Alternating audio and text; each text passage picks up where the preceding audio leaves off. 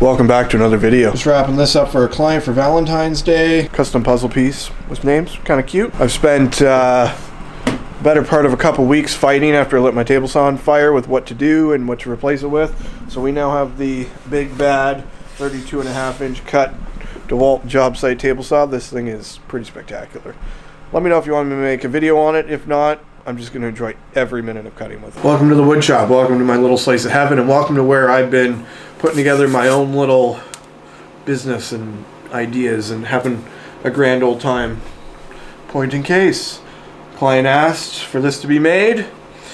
Asked a bunch of shops, a bunch of woodworkers. Nobody could figure it out. And to me, that's grade 9 shop class. I'm not in grade 9 anymore, so that shouldn't be an issue. It was more labor intensive because my jigsaw is such garbage that the blade's all over the place and the blade deflection was just awful. Like, made do with tools I had because I'm not going to go buy tools for this one project. But welcome back. I wanted to talk to you guys today about some of the misconceptions and how proud I am of our Canadian truckers and everybody in Ottawa.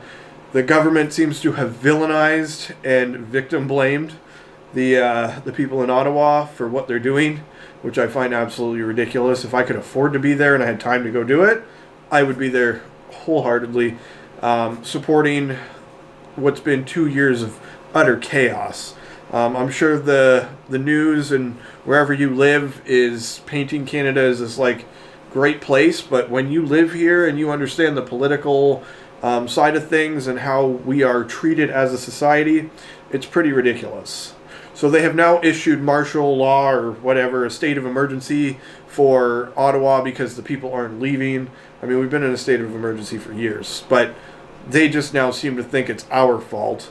There's a few bad eggs in this group of hundreds of thousands of people, as there always will be, and we're being told that we're just all a bunch of terrorists, and anybody that supports them is terrorists. And the GoFundMe was raised $9 million, and then GoFundMe shut it down at the government's request. Like, how can the government stop us from fundraising to help ourselves? Well, apparently they can. So that has turned into a whole bunch of steamrolling, new companies coming on scene with new solutions who are now going to be more successful than they could have imagined, and just different opportunities. But as a citizen of Canada, having spent my entire life here, it is so rude that our government feels so entitled to just do whatever they want. Trudeau won't talk to the people. He won't listen. He won't have an open discussion. Whatever he says goes, and he does not care. And it's just sad. It's sad that we live in this great place with all this great opportunity, and the political side of things just is absolutely out to lunch. We're in the middle of a pandemic, and housing prices have doubled.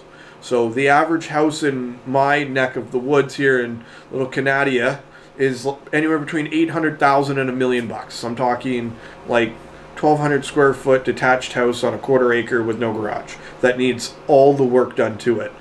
It's absolutely asinine how the economy's gone, how everything's gone. And then, I mean, you throw on top of that our healthcare system and everything else. Like, it's just a mess up here. And we're finally speaking up. As Canadians, we're always apologizing, and that is an absolute stereotype. That is 100% true. I will apologize for not holding a door for 5 minutes in a snowstorm for somebody. Like, we just do. It's just kind of in our nature to be overly polite people, I guess. And we're finally had enough. We're finally standing up, and we're finally going to tell the government that you don't get to take our freedoms and you don't get to do whatever you damn well please because you're the government. We are the people that supply you a job and pay for all your creature comforts and everything that goes on in this country. So I think we have a little bit of a right to a say. Maybe I'm crazy. Maybe I'm wrong. But that's how I feel. And I just wanted to take a minute to support them. I want to use the only tool and platform at my disposal and my ability to say just thank you. And if any of you see this, thank you. It does mean the world to all of us who are unable to be there, and your support is everywhere. Everywhere I go, it's all we're talking about and how proud we are and how great it is.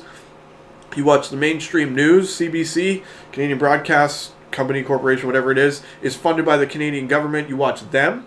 It's terrorism and, everybody's just in shambles and, we've ruined the country. The world's laughing at us. It's an embarrassment. And then you watch the videos of the people with their cell phones running around the streets. They've got bouncy castles and soup kitchens and dance parties and concerts. And it's like that is just so polar opposite from one another, and what we're being told is going on versus what we're seeing is going on.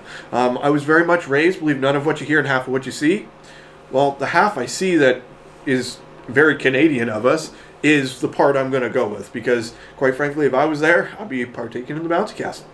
Just me. If I seen someone defacing a statue, I would do my very damnedest to prevent that from happening. Obviously, I'm one person. I'm not going to take on a mob of people and get, beaten within an inch of my life, because not everybody's as friendly as others. But I would very much so like to think that I would do what I am able and at least say something or do something. Who knows?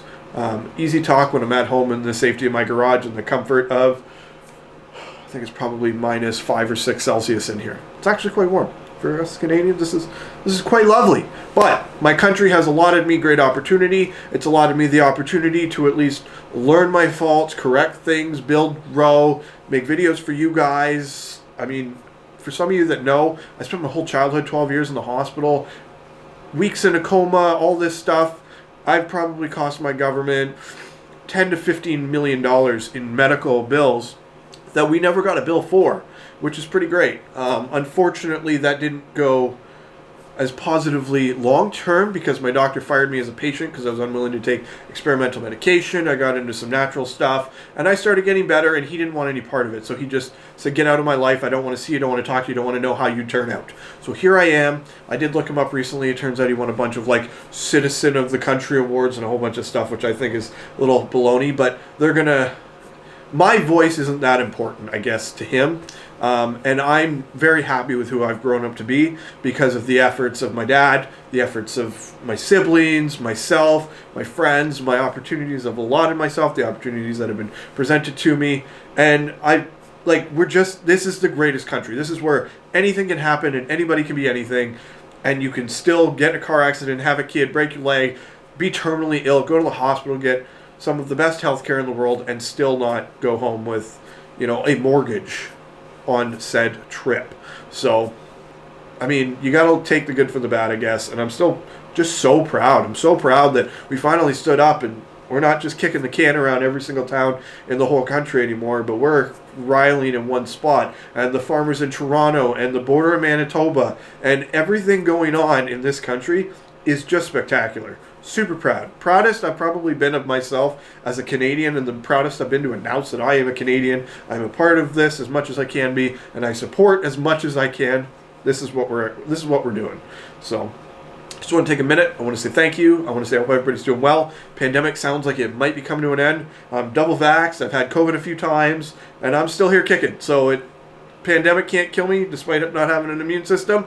It appears that I have bigger things ahead of me than that. So that's it for now, guys. Take care, drive safe, and behave as always.